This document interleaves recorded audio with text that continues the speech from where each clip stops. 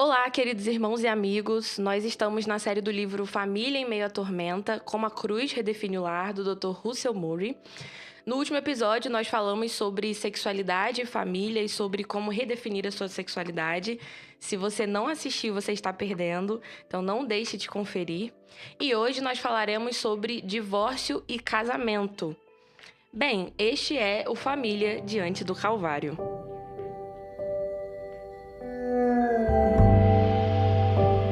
Queridos, esse é um tema que está bombando em nossa cultura hoje. Nós ouvimos muito falar sobre divórcio de diversas maneiras, em diversos lugares, em todas as plataformas. Talvez seja um dos assuntos mais em alta nos últimos tempos. No último censo do IBGE, eu não sei se você sabe, que foi feito em 2022, foram registrados 420 mil casos de divórcio, sendo no Rio de Janeiro, isso no Brasil, sendo no Rio de Janeiro o lugar onde nós estamos de 12,8 mil casos. De 2021 para 2022 foi um aumento de quase 9% de casos registrados. Isso é um número extremamente grande, é um número absurdo e é um número que alcançou o maior índice no Brasil, no nosso país.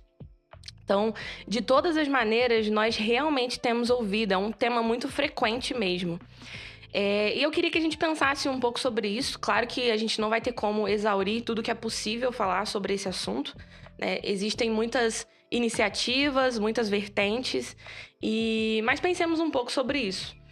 Geralmente, quando nós conversamos com casais sobre casos de divórcio, há muitos assuntos que são levantados, né? Muitas vertentes e uma gama muito variada sobre isso. O que é espantoso é que a maioria dos casos está ligada a uma mesma raiz. De um lado, nós ouvimos uma cultura completamente egoísta, autocentrada, que deseja realizar a si mesma, individualista. E nós ouvimos várias coisas como o amor acabou, ele não é mais o mesmo, eu quero uma mulher como a de Provérbios 31, quando a gente ouve vindo dos cristãos. E do outro lado estão as pessoas que estão contando essas histórias sobre os casos de divórcio ou as pessoas que estão sofrendo essas situações de divórcio. Uma coisa que eu queria que os irmãos pensassem, ou você que está nos assistindo, é sobre a cultura do individualismo mesmo. Uma coisa pra gente pensar é um caso, né? Eu estava até refletindo sobre isso, é que se eu tenho o desejo de comer um miojo e me satisfaço nisso, mas chega um momento em que esse miojo não me satisfaz mais, eu posso simplesmente trocá-lo. É muito fácil para essa cultura tão individualista e egoísta trocar o desejo da sua realização, né? O ponto principal pelo qual ele quer satisfeito. O problema em questão é que muitas vezes nós levamos isso para dentro dos nossos relacionamentos.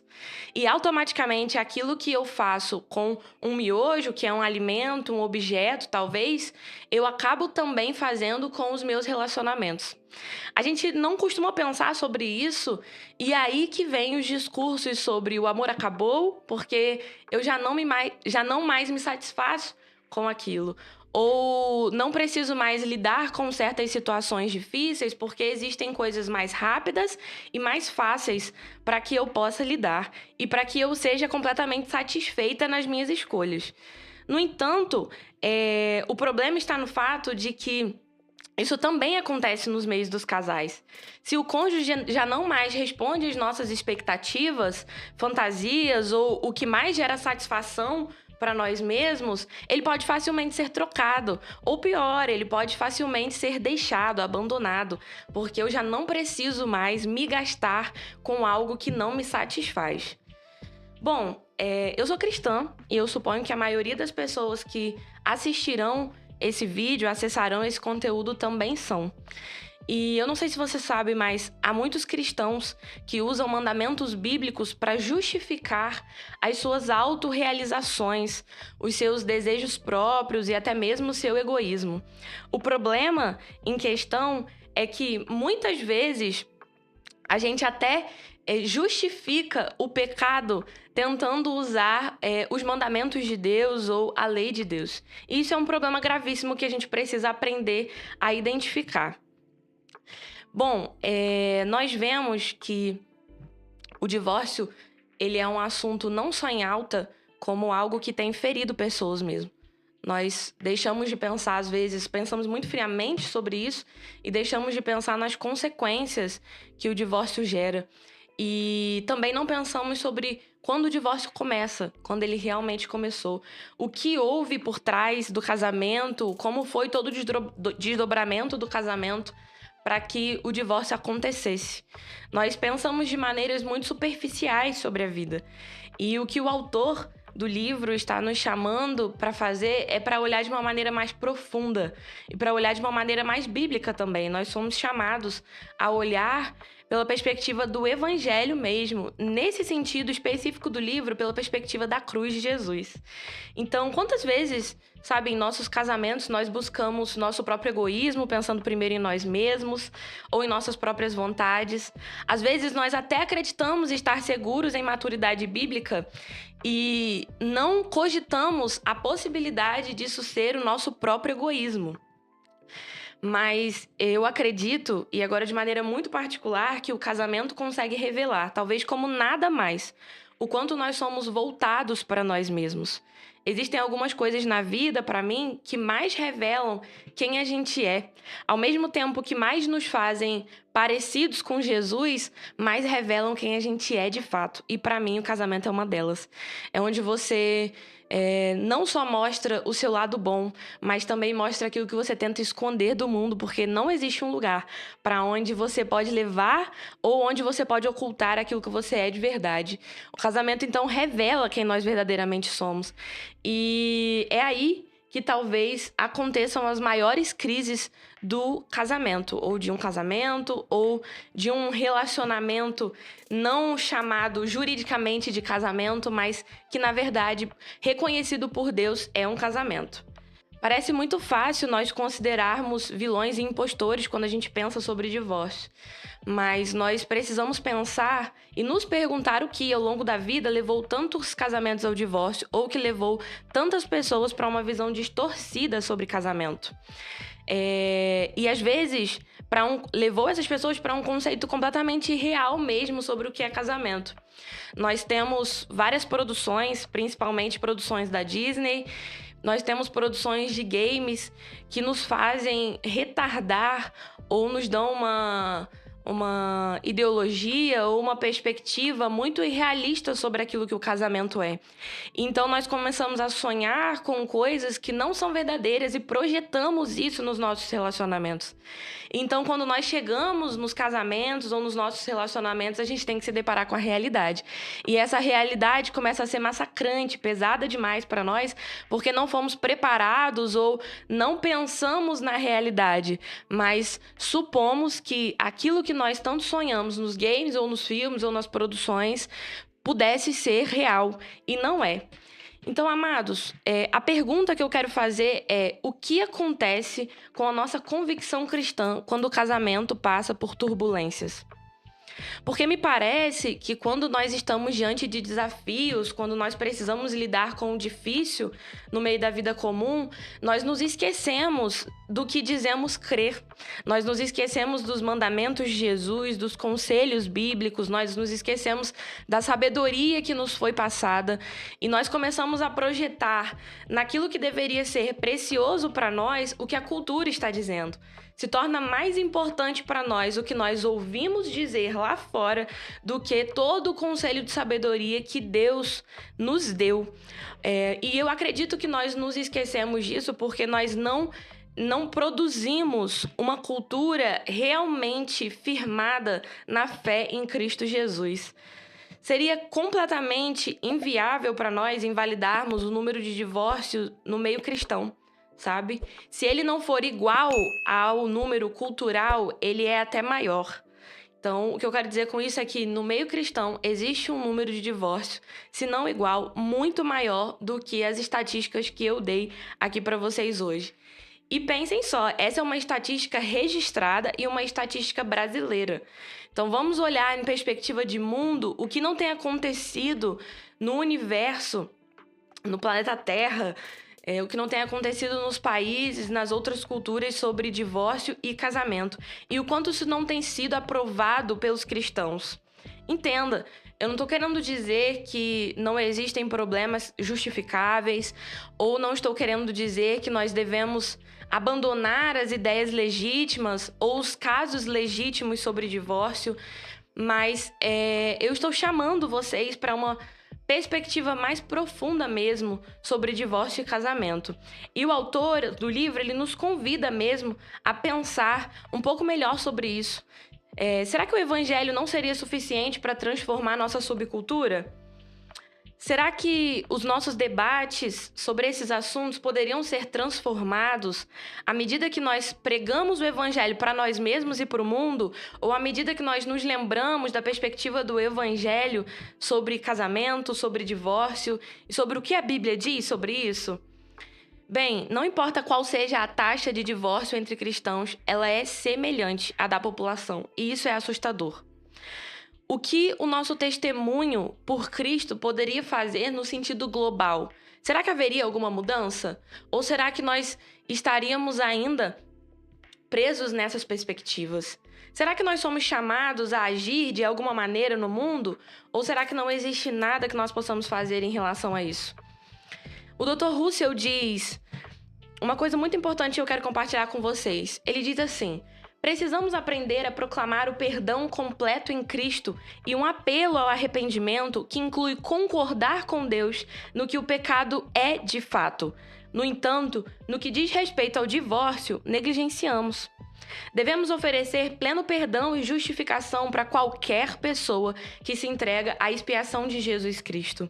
Afinal de contas, o divórcio em si, em muitos, se não na maioria dos casos, é um pecado não só contra a família, mas contra Deus, e um pecado na qual Cristo morreu e no qual necessitamos pedir perdão. Em vez disso, nossa abordagem ao divórcio parece ter seguido o rastro do padrão cultural da sociedade de aceitar um cônjuge de cada vez, como parte triste, mas normal da vida. Nós nos acostumamos a uma cultura do divórcio da mesma forma que talvez nossos futuros netos ou bisnetos poderão se acostumar à poligamia ou a robôs sexuais dotados de inteligência artificial. Será que eles serão mais contraculturais do que nós? Queridos, é muito espantoso nós percebermos os males das nossas épocas, né? E com certeza o divórcio, ele é um mal de todas as épocas, mas em nossa época ele tem ganhado recorde, assim. Então, nós precisamos aprender a reconhecer e nós precisamos olhar isso a longo prazo. O que o autor estava dizendo nessa frase e nos chamando a perceber é: será que a nossa futura geração será diferente de nós? Será que eles serão mais contraculturais do que nós temos sido? Porque na época deles, provavelmente eles encontrarão questões sobre inteligência artificial, como já foi dito. E aí, o que eles farão? O que nós faremos? O que nós temos feito? O que nós garantiremos para a futura geração no sentido de testemunho? Será que nós temos realmente convicção de quem Cristo é e do que pode acontecer no meio de uma sociedade onde o evangelho é pregado, onde o evangelho é digno de ser vivido, sabe, na vida das pessoas?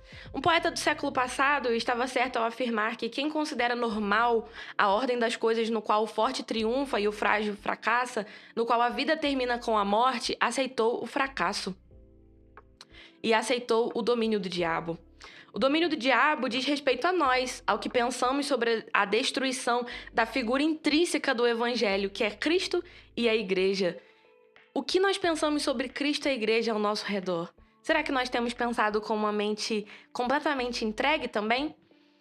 Bom, é verdade que o divórcio costuma ser uma questão profundamente dolorosa para quem não teve nada a ver com os conflitos no casamento. Quantas crianças se encontram hoje indo para lá e para cá, às vezes na casa do pai e da madrasta, às vezes na casa da mãe e do padrasto, às vezes com os avós? Quantas crianças não estão sob o domínio do governo, justamente porque adultos não conseguem lidar com as responsabilidades que lhe foram dadas ou com as responsabilidades que foram escolhidas? Porque hoje em dia, antigamente ainda era mais fácil, nós poderíamos dizer que não havíamos escolhido os nossos cônjuges, mas hoje em dia você escolhe com quem se casar. E você precisa lidar com as responsabilidades disso. Mas existem algumas pessoas que sofrerão essas consequências sem que tenham escolhido passar por isso. E é muito triste o quanto essas questões são reprimidas pela sociedade e o quanto essa culpa muitas vezes não é tão palpável assim por nós. Principalmente existe uma coisa que nós precisamos pensar.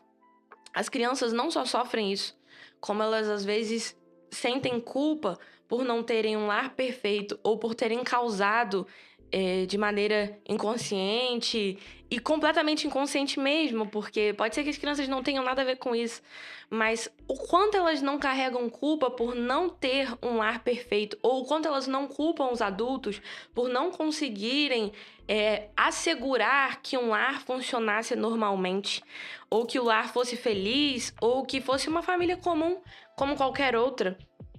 Bem, eu venho do interior, lá um lugar muito pequeno. Foi lá que a minha avó se casou, foi lá que eu vi várias famílias se formando. A minha avó se casou muito cedo. E nesse contexto, não haviam muitos índices de divórcio. É claro que nós não estamos falando sobre todas as questões morais.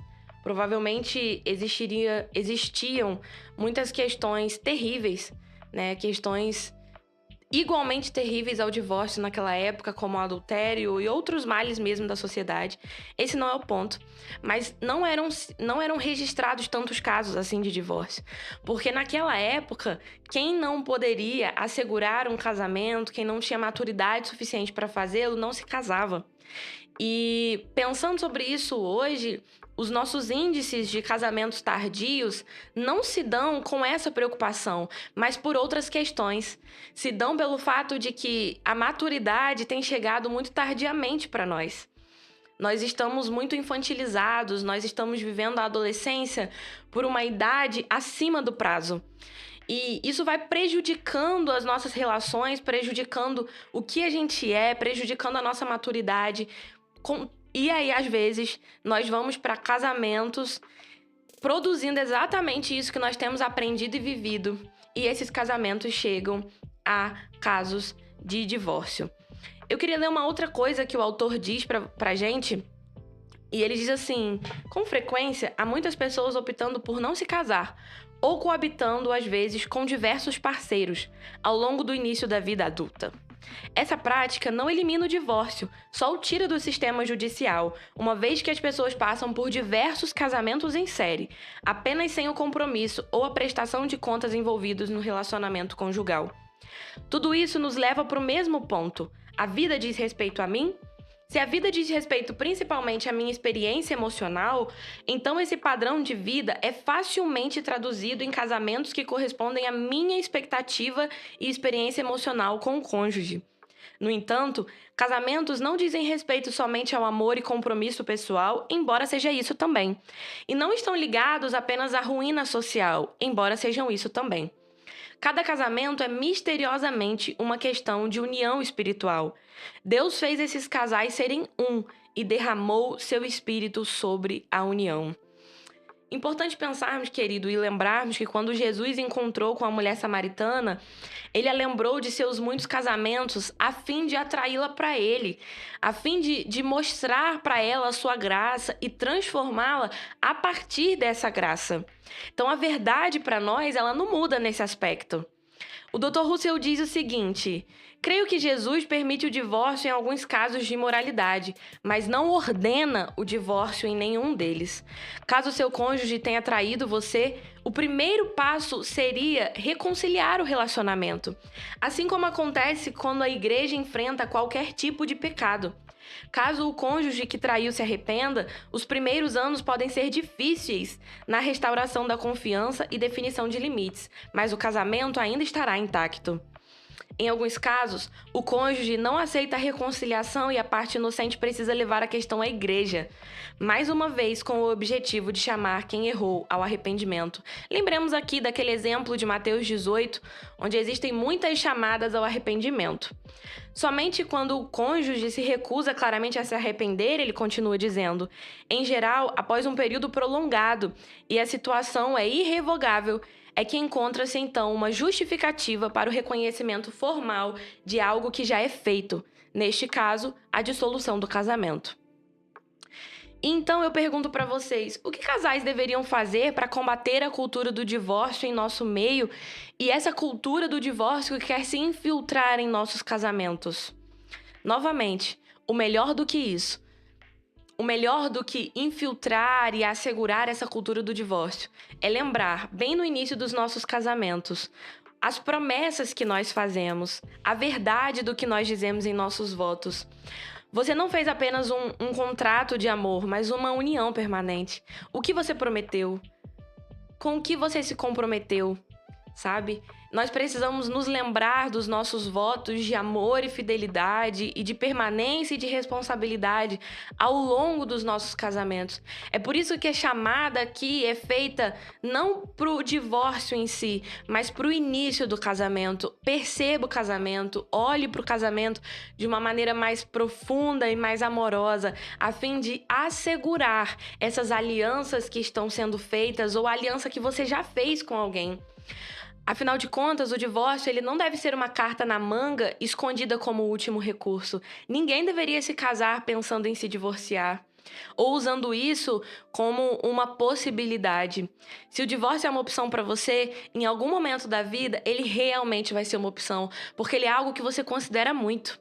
Nenhum casamento descomprometido com a permanência, consciente ou inconscientemente, é capaz de resistir. Mesmo que permaneça legalmente intacto, esses casamentos dos quais nós consideramos o divórcio não prosperarão. Eles não serão uma aliança fiel ao seu cônjuge, fiel ao Senhor.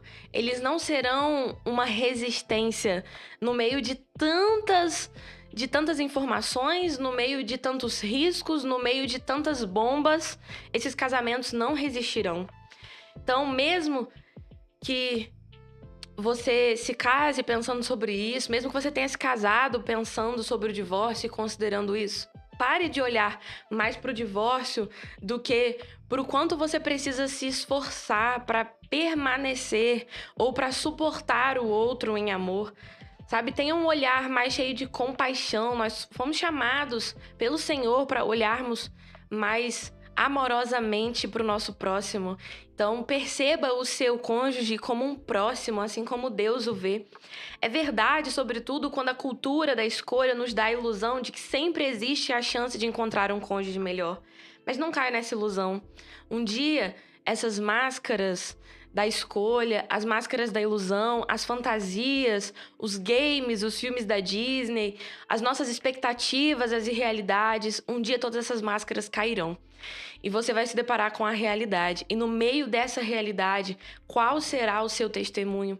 O quanto a sua convicção sobre Cristo, sobre a fé, sobre a igreja, sobre o evangelho vai permanecer no meio de um ambiente tão hostil, no meio de uma cultura tão complicada, sabe? Entretanto, nós não paramos por aí.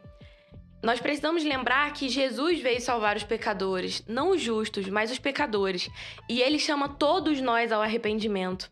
Como o arrependimento se manifesta nesse tipo de situação? É uma pergunta que nós devemos fazer. Como o arrependimento deve se manifestar no meio de casamentos e até à beira de uma situação de divórcio? A cultura do divórcio se baseia em pressupostos de que a separação pode proporcionar um novo começo. Não cai nessa ilusão. Novos começos não podem apagar as cicatrizes que ficam, as manchas que nós fazemos nos nossos filhos ou as memórias felizes e infelizes de um casamento. Por mais que em Jesus você consiga recomeçar quando não houve muito o que fazer no meio do seu caso de divórcio, ainda assim, é muito difícil pensar sobre todas as consequências, sobre todas as dores e sobre o peso que tudo isso causou e gerou. Então, como nós podemos olhar para essas situações de casamentos em crise ou de casamentos não tão bem-sucedidos e prósperos com um olhar de arrependimento? É por isso que, ancorados no Evangelho da Cruz, nós podemos dizer a casais em crise: permaneçam casados. Não se divorciem. Nós podemos dizer àquele que se divorciou indevidamente: arrependa-se desse pecado contra a família e contra seu Deus. E ao divorciado arrependido, nós podemos dizer: não, Deus não está bravo com você. Você está perdoado. No entanto, queridos, tudo isso só pode acontecer se nós entendemos qual é os termos da cruz. Se nós entendermos exatamente o que Deus fez por nós em Cristo, para que nós também possamos não só gerar esses frutos no nosso coração, mas esses frutos nos nossos relacionamentos. O Dr. Russell faz uma contribuição muito legal e ele diz assim: só conquistamos verdadeira comunhão da vulnerabilidade quando abrimos mão da ilusão de que podemos ser imunes ao sofrimento. Uma pesquisadora observou